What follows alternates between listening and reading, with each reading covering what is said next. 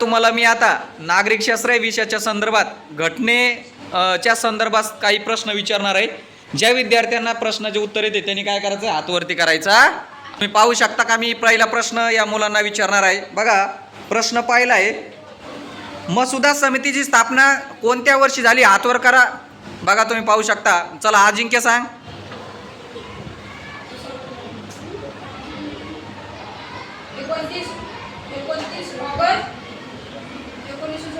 बरोबर आहे का रे?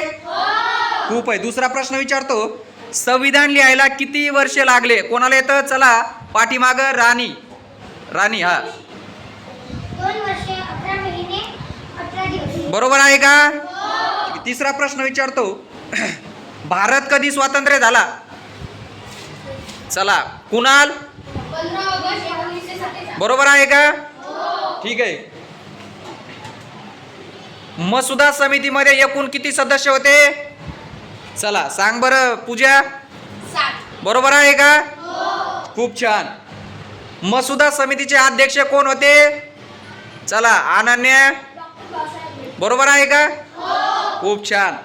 त्यानंतर आहे, संविधान हे सुरुवातीला कधी स्वीकारण्यात आलं? तारीख सांगू शकतात का? भारतीय राज्यघटनामध्ये कधी स्वीकारण्यात आली होती? चला सुरुवातीची तारीख. चला ठाकरे. 26 नोव्हेंबर 1949. बरोबर आहे का? ठीक आहे. मग मला सांगा, संविधानाची अंमलबजावणी कोणत्या वर्षी झाली? अंमलबजावणी म्हणजे सुरुवात डायरेक्ट. चला ही पुढची श्रावणी. 26 जानेवारी 1950. बरोबर आहे का? 1950. खूप छान उत्तर दिलेले आहे. मला तुम्ही सांगा, जेव्हा घटना अस्तित्वात आली होती तेव्हा एकूण किती कलमे होते राज्यघटनेमध्ये सुरुवातीचे? चला पाठीमाग रोहन सांगेल सुरुवातीचे. 395. बरोबर आहे का? 300. अगदी छान उत्तरे देतात तुम्ही. पुढचा प्रश्न आहे, जेव्हा घटना अस्तित्वात आली तेव्हा सुरुवातीला किती परिशिष्ट होते? परिशिष्ट सुरुवातीला किती होते? समोर सुरुवातीचे. चला इकडे सांग. तू सांग राठोड. किती होते? बरोबर आहे का? मग मला सांगा, जेव्हा घटना अस्तित्वात आली तेव्हा एकूण भाग किती होते सुरुवातीला? कोणाला माहिती आहे? चला इकडे सांग. हा सांग. 22 आहे. बरोबर आहे का रे? खूप छान उत्तरे देतात तुम्ही. खरं तुमचं धन्यवाद आहे. आणि मला सांगा, मग सध्या भाग किती आहे रे?